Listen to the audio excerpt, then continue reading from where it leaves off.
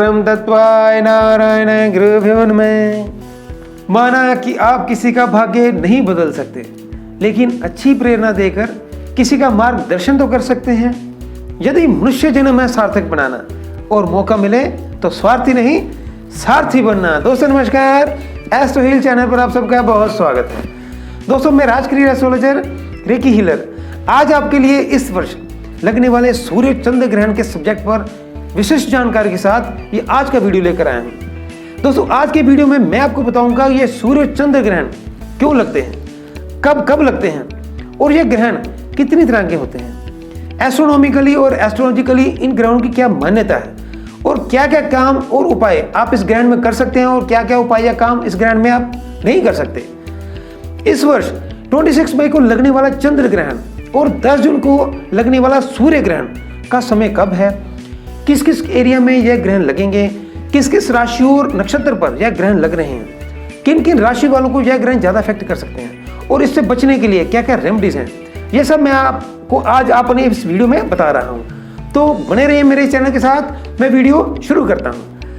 दोस्तों सबसे पहले यही जानिए कि यह सूर्य चंद्र ग्रहण है क्या, क्यों लगते हैं, कब लगते हैं और कितनी तरह के होते हैं।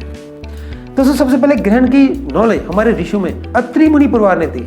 अत्रि मुनि परिवार ने इस पर विशेष रिसर्च करके काफी सालों की मेहनत के बाद इस ग्रहण पर ग्रंथ लिखने शुरू किए। यानी कि ग्रहणों की हमें जो नॉलेज है हमारे पुराने ग्रंथों में मिलती है, उनकी स्टडीज और आज की एस्ट्रोनॉमी साइंस की स्टडी के अकॉर्डिंग 18 साल 18 दिन के टोटल स्पैन में 41 सोलर इक्लिप्स यानी कि 41 सूर्य ग्रहण और 29 चंद्र ग्रहण यानी कि 29 लूनर इक्लिप्स आते हैं। एक साल में 2 सूर्य ग्रहण तो आते ही हैं, कभी कभी एक साल में 5 सूर्य ग्रहण और 2 चंद्र ग्रहण यानी कि टोटल 7 ग्रहण आ सकते हैं। हालांकि अभी तक 5 ग्रहण सूर्य ग्रहण 1935 यानी कि 1935 में देखे गए हैं और हर वर्ष 18, तो आप सोचोगे कि अगर हर 18 वर्ष 11 दिन के बाद वो ग्रहण रेपिटेशन में आएंगे। पूर्णतः मैथमेटिकल कैलकुलेशन है और एस्ट्रोनॉमिकली ये नेचुरल फिनोमेना है।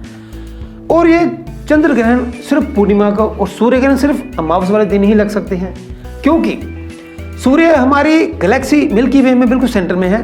पृथ्वी सूर्य का चक्कर अपने ऑर्बिट पर लगाती है और अपने एक्सिस पर थोड़ी झुकी हुई है।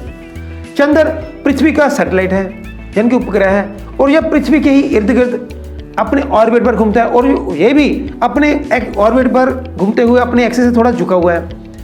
जब यह चंद्र और पृथ्वी अपने अपने ऑर्बिट पर घूमते हुए एक ऐसी पोजीशन में आते हैं कि अगर जैसे सूर्य और चंद्र के बीच पृथ्वी आ जाए एक सीधी लाइन में और सूर्य के प्रकाश को यह पृथ्वी चंद्र तक ना पहुंचने दे या कुछ भाग तक सूर्य की रोशनी को पहुंचने ना दे, और यह सिर्फ पूर्णिमा पर ही पॉसिबल होता है।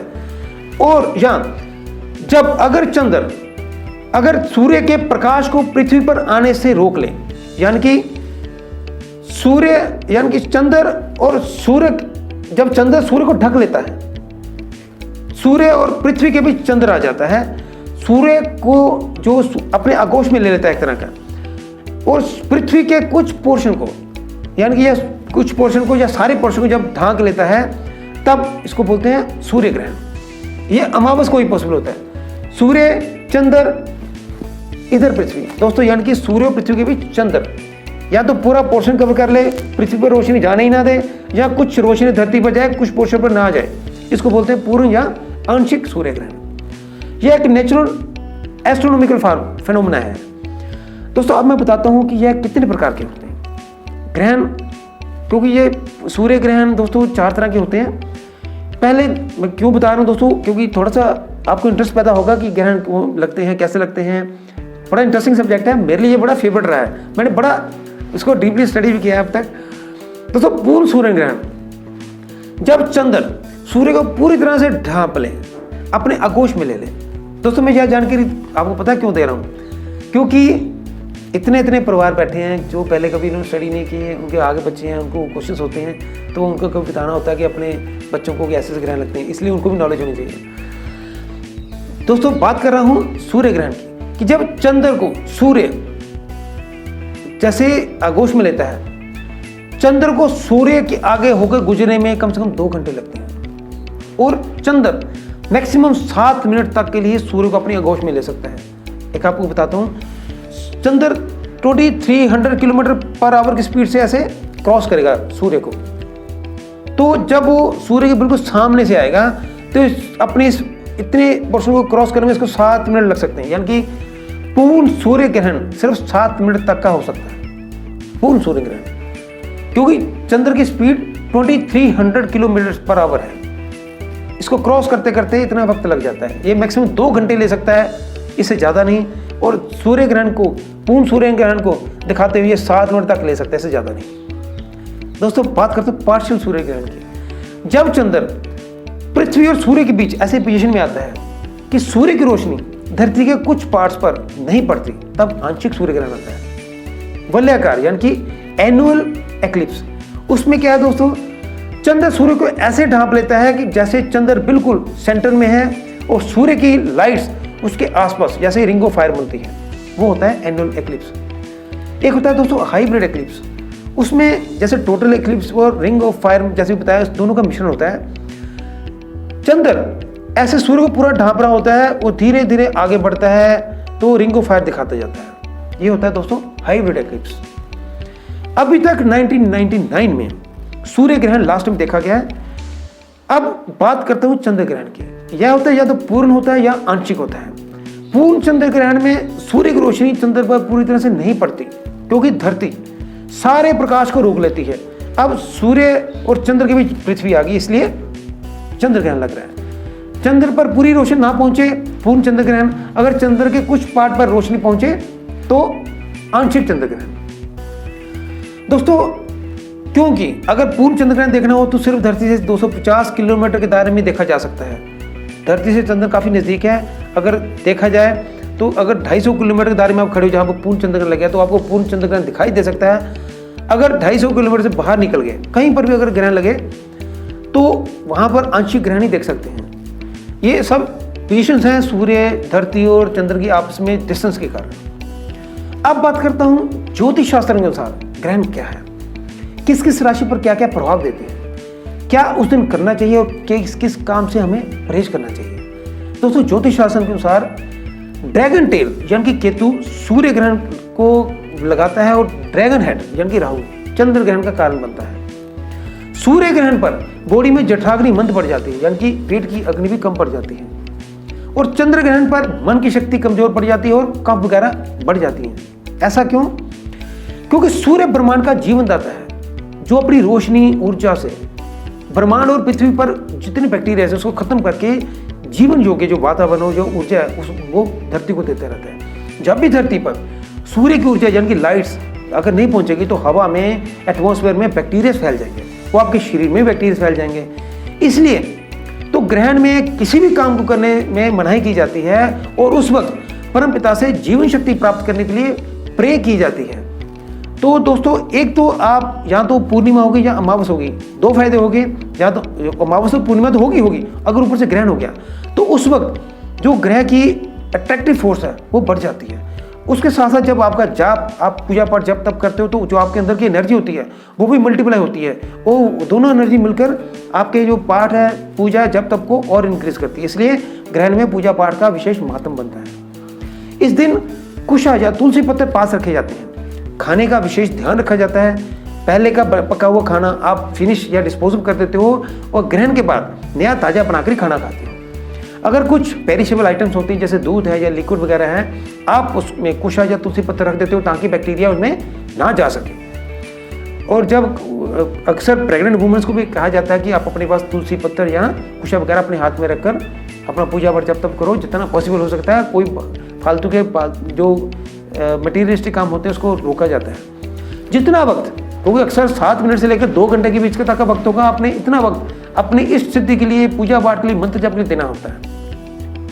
अब बात करते हैं इस वर्ष 26 मई को पड़ने वाले खग्रास चंद्र ग्रहण की और 10 जून 2021 को पड़ने वाले कंकण सूर्य ग्रहण की। दोस्तों 26 मई बुधवार को वैशाख पूर्णिमा पर दोपहर 3:15, ये इंडियन स्टैंडर्ड टाइम है दोस्तों, 3:15 से लेकर 6:23 के बीच कुल 3 घंटे 8 मिनट का ग्रहण लगेगा।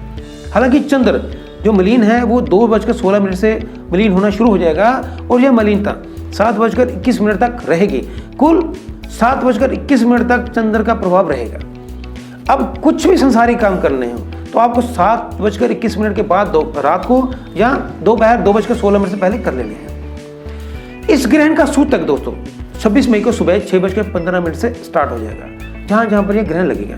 यह भारत में 26 मई को संध्या को पश्चिम बंगाल, अरुणाचल प्रदेश, नागालैंड, पूर्वी उड़ीसा, असम, मिजोरम, मणिपुर, त्रिपुरा, मेघालय में ग्रस्त उदय रूप में दिखाई देगा। यानी कि ग्रहण लगा हुआ ही उदय हो रहा होगा। ग्रहण चंद्र ग्रहण क्योंकि लग चुका है और चंद्र उदय हो रहा है, इसको बोलते हैं ग्रस्त उदय चंद्र ग्रहण। जब यह उदय होगा तो ग्रहण बहुत ही कम समय के लिए भारत के कुछ उन क्षेत्रों में दिखाई देगा जहां पर यह चंद्र उदय हो चुका होगा। जैसे 5:57 पर यह कोहिमा, जो हमारे नागालैंड का एक पोर्शन है, जहां से चंद्र सबसे पहले उदय होगा 5:57 पर, क्योंकि चंद्र ग्रहण लगा हुआ है और चंद्र उदय हो रहा है। यानी कि भारत में 5:57 से यह ग्रहण कोहिमा से शुरू हो जाएगा और जहां पर चंद्र ग्रहण आगे 6:23 के बाद उदय हो रहा है, यानी कि 6:23 तक यह ग्रहण लगा हुआ है।